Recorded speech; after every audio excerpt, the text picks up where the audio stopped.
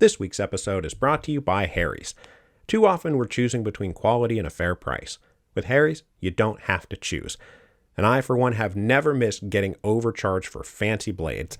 And the times that I've traveled and forgotten my toiletry kit, and so I have to replace things on the fly, I'm always reminded at the local drugstore just how much you have to choose between cheap stuff that does a terrible job or decent stuff that costs an arm and a leg. Harry's, meanwhile, delivers a close, comfortable shave at a fair price, only $2 per refill. Harry's believes in quality so much that they bought their own factory in Germany just so they could own every step of the manufacturing process. They source their steel from Sweden and manufacture their blades in a world-class blade factory in Germany. And Harry's factory in Germany is one of the select few manufacturers in the world that have mastered the technology to create a Gothic arch, the gold standard for razor blade grinding. For a limited time, Harry's has an exclusive offer for listeners of my show. New customers can get a Harry's starter set and a free body wash for just $3 at harrys.com/revolutions.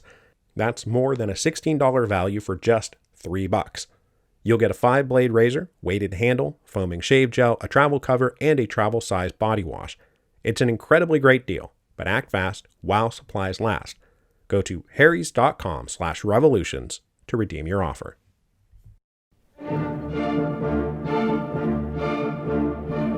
Hello, and welcome to Revolutions. Episode 10.47, The Duma of Lords and Lackeys.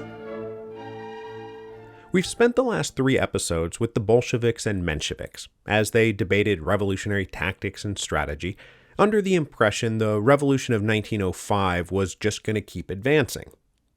Today, we will return to where we left things off at the end of episode 10.43, with Stolypin's coup in the summer of 1907 emphatically slamming the door once and for all on that revolution, and sending the socialists tumbling back into émigré obscurity.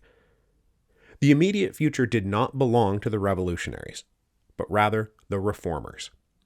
These reformers, centered around Prime Minister Stolypin, spent the next several years riding high, believing that they were carrying out a program that would hew an enlightened line between radical revolutionaries on one side and reactionary conservatives on the other, both of whom were pursuing paths that would surely destroy the Russian Empire, while Stolypin and the reformers were setting out to save it.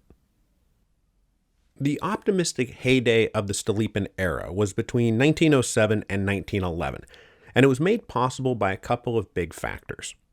First, the economic outlook for Russia was starting to improve.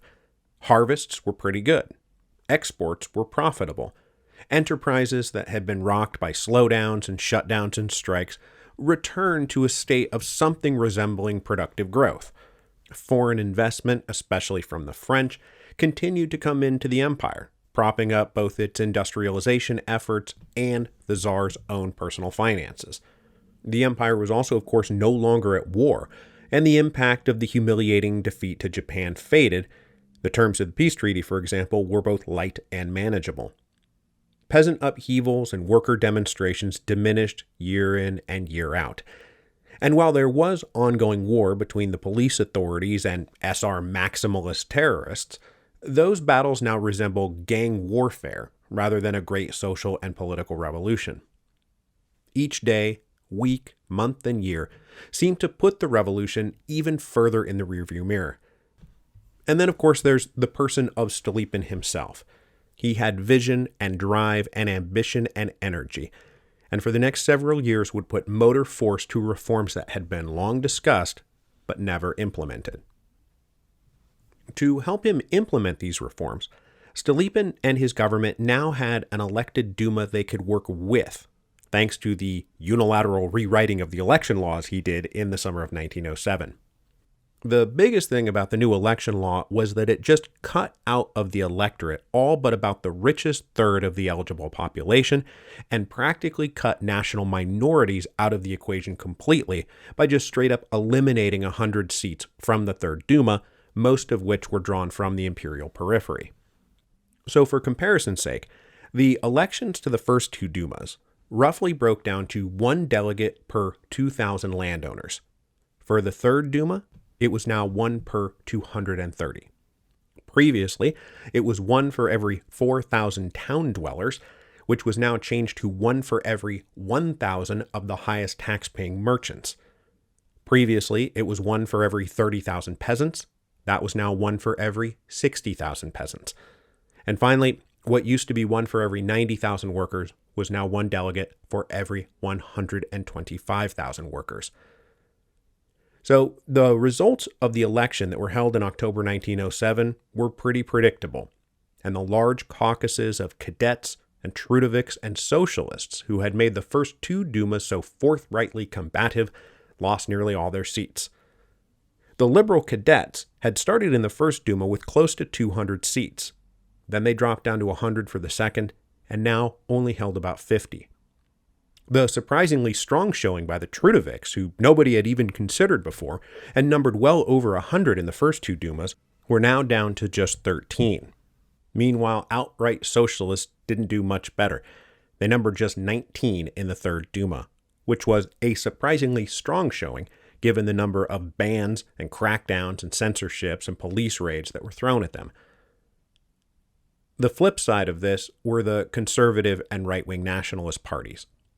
Tiny minorities in the first 2 Dumas, they now came into the third Duma with a heavy slate of delegates, going from somewhere south of 50 to somewhere north of 150, depending on the classifications you use to define what parties these people are in. The clear winners of the elections to the third Duma, though, were the Octoberists. The Octoberists were the conservative liberals, who had previously been non-entities standing in the shadow of the more radical cadets, but who now stormed into the third Duma with 154 seats. They were by far the single largest coherent bloc of delegates. The Octoberists are drawn straight out of the ranks of the old Zemstva constitutionalists.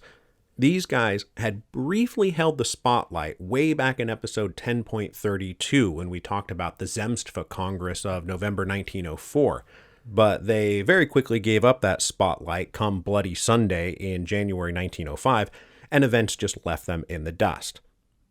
They were called the Octoberists because their whole ideological platform rested on the idea that the October Manifesto of 1905 represented the thing that the empire needed.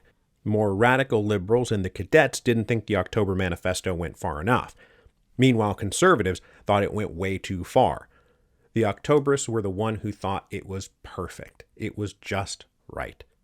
Legal equality and civil rights with reasonable restrictions. A representative assembly of educated elites helping craft imperial policy, but not trying to take over the government like the cadets were. They were cautious constitutional monarchists and very anti-revolutionary. They believed they were the proper and responsible stewards of the empire. Now, the Octoberists did not have outright majorities, though. But when they looked for votes to pass various bills, they invariably turned right towards conservatives rather than left towards liberals and socialists. And because of this, everyone to their left soon dubbed the third Duma, mostly full of rich nobles, the Duma of lords and lackeys. Because of the conservative and cooperative outlook of the third Duma, they turned out to be the first one to actually finish their 5-year term. They would not be dissolved early. They would all sit in their seats until 1912. During this time, they were a very busy little body. They considered more than 2,500 bills and crafted another 200 of their own, all without running afoul of the government or the Tsar, at least not running too afoul. They made a point of working with Stolypin and the government rather than against them, but they also did hold regular hearings, interrogating government ministers and exercising what they saw as a healthy and proper oversight role over the entire administration of the empire. But the thing that tripped them up during these years was not bomb-throwing revolutionaries, so much as Tsar Nicholas, Empress Alexander, and their conservative friends at court, plus an empire's worth of entrenched power and interest who opposed everything Stolypin was trying to do. And in the end, as we will see next week, those entrenched conservative interests will win, and Stolypin and the reformers will lose. But for the moment, they didn't realize they were going to lose. They thought they were embarking on a grand project of reform that was going to save the empire. And today, we are going to talk about two major things they attempted to do that are intertwined and go hand in hand, even though we are going to talk about one and then the other, because they are meant to foster and reinforce each other.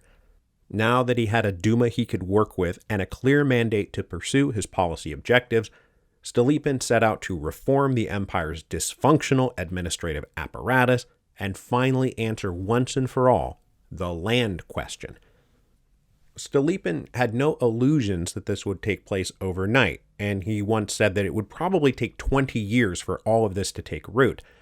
But he really hoped that when the Russian Empire came out the other side, that they would be an empire of citizen farmers who were industrious and hardworking, who enjoyed civil, legal, and economic equality, and no longer had to labor under the old estates or feudal political, social, and economic relations.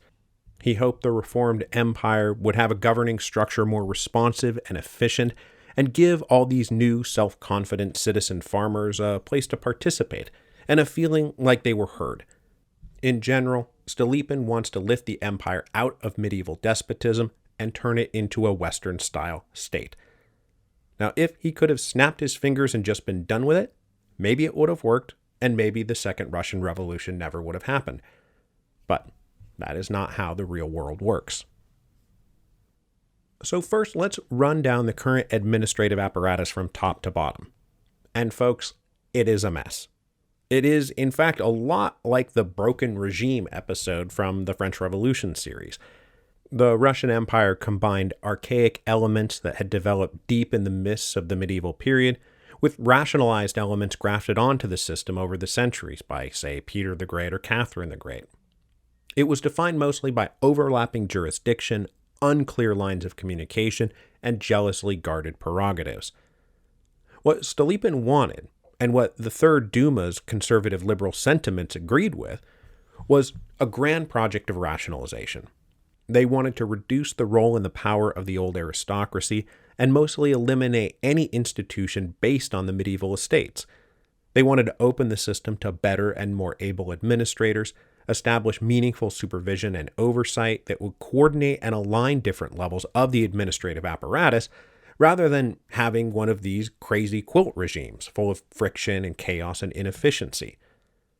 And by rationalizing all of that out in the provincial areas, it would lead to greater coordination and alignment with the goals of the central administrators in St. Petersburg. Now, for this project, Stolypin did not have to invent anything. After becoming prime minister, he just appointed a commission to examine and consolidate 40 years' worth of proposals and commissions and suggestions and plans that had existed going back to the 1860s but had never been implemented. The main object of nearly all those proposals was how to address the big question of bringing all the ex-serfs fully into the system. Because though serfdom had been abolished, the old traditional social and political systems out in the countryside remained basically unchanged, and that question had never been answered. Having come up through the provincial administrative system, Stolypin was uniquely able to analyze its strengths and weaknesses, and then take from the grab bag of suggestions that had grown up over the last 40 years the best ideas. Stolypin would spend the rest of his short life trying to implement these reforms. At its broadest level, Russia was divided into governorates. There were more than 60 in total, with about 50 inside of Great Russia itself. Nearly all of them were defined by boundaries created during the reign of Catherine the Great. The governors of these areas were appointed by the central government, and over the decades had accumulated an overwhelming array of responsibilities that ran through their office, even as they lacked the support staff and budgets necessary to handle all the work. Plus, their alleged ultimate authority over the people and activities in their geographic governorate, in practice, ran them into jurisdictional conflicts with other parts of the central state. For example, the ministries of railroads or agriculture. Those ministries claimed thematic jurisdiction over their areas of authority, and it was never made clear, for example, whether railroads running through a particular governorate was under the authority of the governor or agents of the railroad ministry. This, of course, led to friction, inefficiency, miscommunication, and fruitless bureaucratic infighting. The step below the governorates only added to this confusing friction. They were all divided into districts, but there was no official executive officer or even designated administrative office running these districts. They were simply managed by a hodgepodge network of committees and groups and associations, either formed locally or by some central ministry, all of them bumping into each other and irrationally overlapping with zero coordination or communication. The closest thing a district had to an executive was something called the Marshal of the Nobility, who was elected by the local nobles. Over the years, these marshals of the nobility in a given district would take on the role of chairman of this committee or that organization and bring a lot of different areas under their personal purview, but never in any rational or systematic way. The marshals of the nobility also had zero budget for staff or any kind of official standing councils or committees to help them manage the workload, which was considerable. Then, as we also know, operating inside these governorates were the much-discussed zemstva. These quasi-representative bodies created in the 1860s were tasked with engineering work and infrastructure projects and schools and various other social programs, but they existed completely independently of the regular governor or district officials. In terms of an organizational flowchart, the zemstva were detached from it completely and just sort of off doing their own thing. They could not overrule a governor, but they also did not work for him. One of the main points of administrative friction and conflict over the past couple decades was that the ambitious delegates to the zemstvas were hoping to grow their power until they supplanted the existing central apparatus and become essentially state legislatures of a federal constitutional monarchy. But for the moment, they were still just free-floating bodies contributing to the overlap and conflict and jumbled inefficiency of the entire apparatus. Now, all of that, though, is happening at a pretty high level.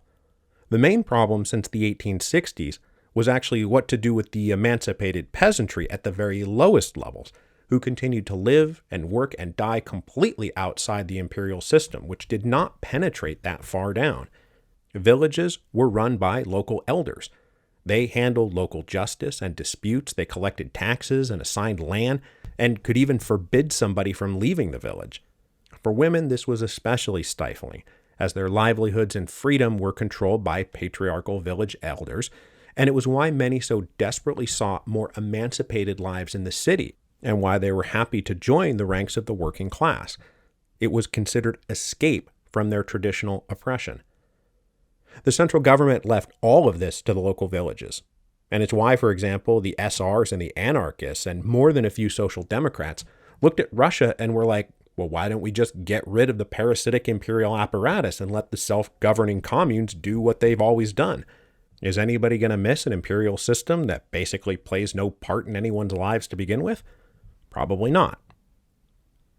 Now, the principal point of contact between the imperial apparatus and these self-governing villages was a much maligned office that was a prime target for the Stolypin reforms, and that is the land captains. Land captains were drawn from the ranks of the local gentry, and they were assigned jurisdiction over the peasants of a rural region called a volost, which were the collection of villages in a roughly 25 square kilometer area. Any issues the villagers may have had to go up through the land captain, and any responses or orders that came from the top down also went through the land captain, which meant the state only heard what the land captains reported, and the villages only heard what the land captain reported. As you can imagine, a position like this becomes a hotbed of local corruption and abuse, and for the villagers, land captains were the real face of political, economic, and social tyranny. Now remember, the peasantry usually thought the Tsar was good and would save them from his corrupt local administrators if he ever found out how much they abused them and double-taxed them and lied to them. The myth of the good Tsar always went hand in hand with the reality of local abuse. So what is Stolypin's plan for all this? Well, basically, he wanted to create a system of federalized centralization, which is a bit of an oxymoron, I know, but just hear me out. Russia was too big and too spread out for the central government to make all the decisions. Pure centralization was just dumb and inefficient. So Stolypin's plan was to make the provincial governors the foundation of imperial administration. For most things, most of the time, they would be the supreme authority. But they would also be appointed by and answerable to the central government. So it's not like the provinces would choose their own leaders like in a truly federalized system. To aid the governor, Stolypin planned to create a new provincial council composed of local gentry, important economic players, and officials representing other government ministries. This council would also include representatives of the Zemstva, which Stolypin now wanted to integrate formally into the system.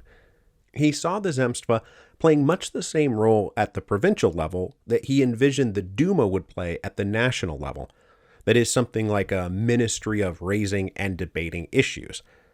The Zemstva would provide a degree of representative participation in the system for those who wanted to participate. It would allow them to bring things to the attention of the governor or raise issues that really ought to be kicked up to the National Duma and the national government for further discussion. But they must always be carefully constrained in the scope of their powers because Stolypin wanted the Zemstva to be the ears of the government, not the mouth of the people.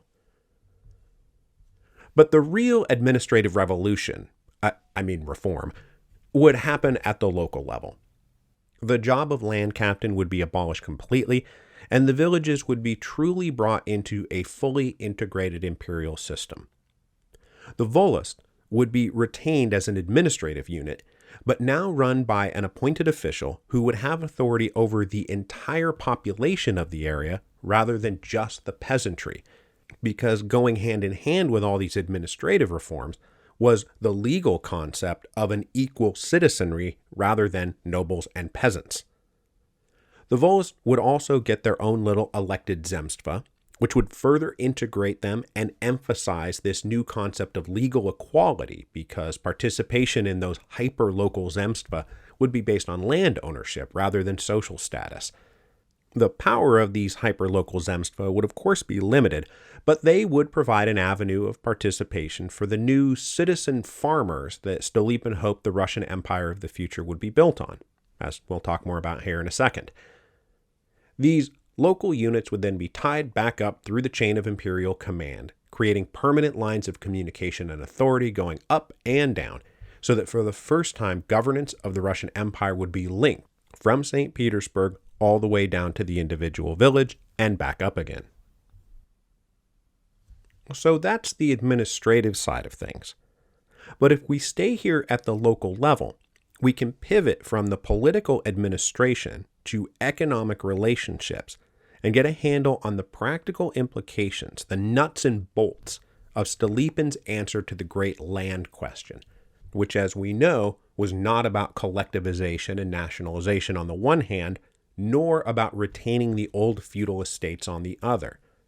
He believed the answer was to create an entirely new class of industrious citizen farmers whose work would improve the general productivity of the empire and lead to general prosperity everywhere. As we discussed a bit back in episode 10.42, the problem of the Russian land question was really two problems.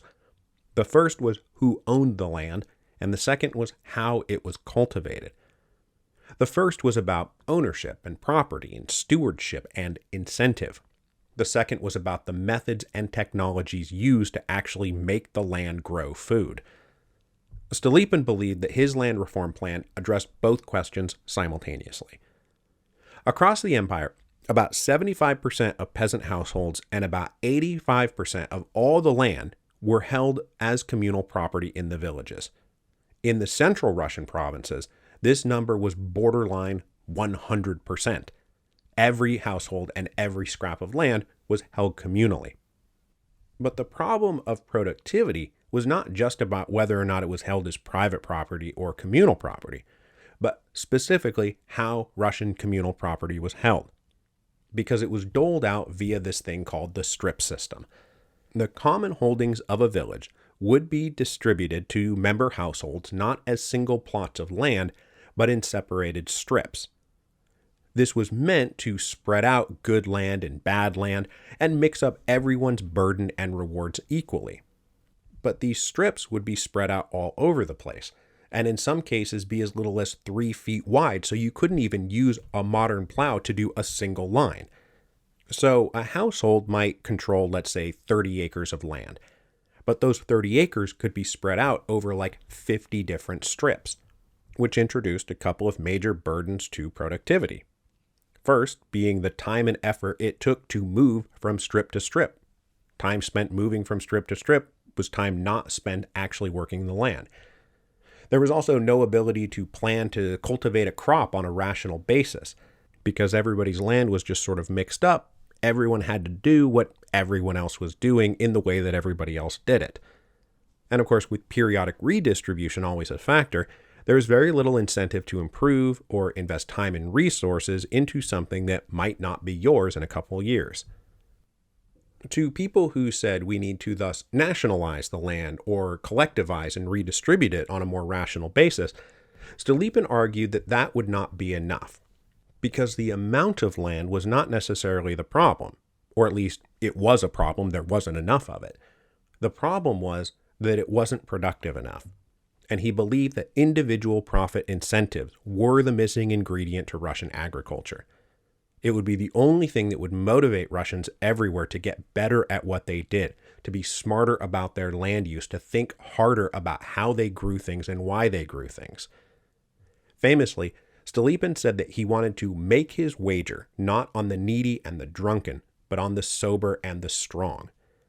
That incentivizing industrious hard work and allowing people to keep the profits from their industrious hard work would lead farmers to make the qualitative changes necessary to make Russian land more productive in a way that just socialized or nationalized land would not, or God forbid just continuing the strip system, which nobody wanted to do. To begin the process of completely transforming the nature of Russian agriculture, Stolypin passed that law in November 1906, which stated that henceforth peasant households could demand their allotment of communal land be withdrawn from the commune and turned into private property. This was something that could be demanded and was not subject to approval by the village elders. As a halfway point, there was a lesser right that could be invoked, where a household would not withdraw from the commune system, but they could demand consolidation of their property into a single plot, which would allow for greater efficiency and productivity. After this grand pronouncement, there were a bunch of laws and decrees and orders that were put out there, especially undertaken during the period of the Third Duma, to make this process easier for the so-called separatists who wanted to quit the communal village and strike out on their own as Stolypin's perfect citizen farmers. In practice, this transformation required a massive amount of effort to carry out. Multiple ministries were involved in it. The state funded surveyors and officials to come around and analyze villages, draw up new property lines, approve applications and loans. They would prevent people from resisting the process.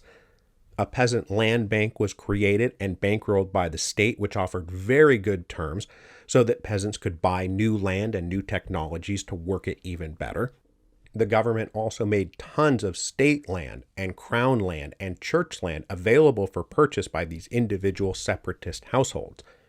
This process involved hundreds of state officials and thousands of employees, statisticians and surveyors and agronomists, and tens of millions of rubles to finance and bankroll everything.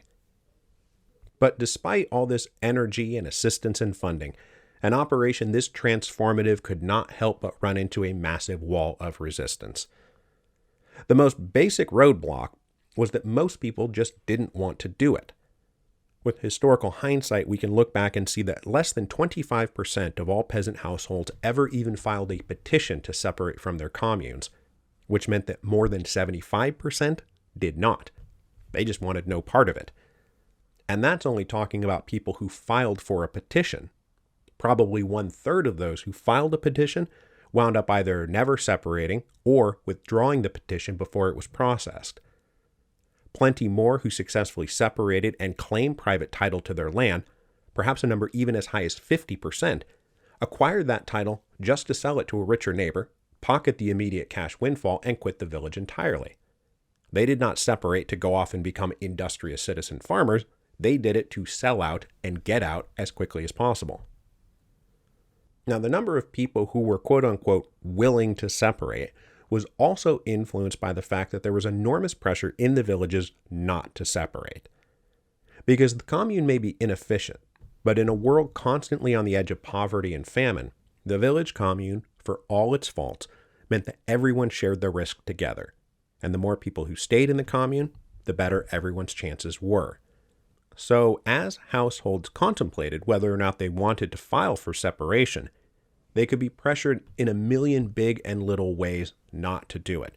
They could be shunned or ostracized. They might face threats of outright violence or even murder. Then there was also the head of the household problem. Because if this was carried out and a household separated, the private property title had to go to somebody, and in Stolypin's plan, it went to the head of the household. This meant that wives and sisters and younger sons or cousins or other members of the quote-unquote household did not share in the communal system anymore. They were now at the whim of the head of the household who owned the property. So there was enormous pressure inside of families to not quit the commune because of its ramifications on everybody who was not the head of the household. But this was all internal pressure. Externally, when the surveyors and officials came around to do their work, they faced a lot of the same resistance. They were typically greeted with hostility and often had to do their work of surveying and mapping or paperwork with bodyguards and even companies of soldiers hanging around to protect them from attack. Despite all this, some people did successfully complete the path Stolypin laid out. There were definitely success stories, but as the years went by, it took a kind of dogged determinism to get there. But if they did, they claimed private property, consolidated their holding, enclosed it, built better structures, purchased new equipment, farmed for profit using modern techniques, and then sold excess produce to the cities. They came out ahead. They were the winners of this whole process. It's not that it didn't happen. It's just that statistically and in the aggregate, they were a minority.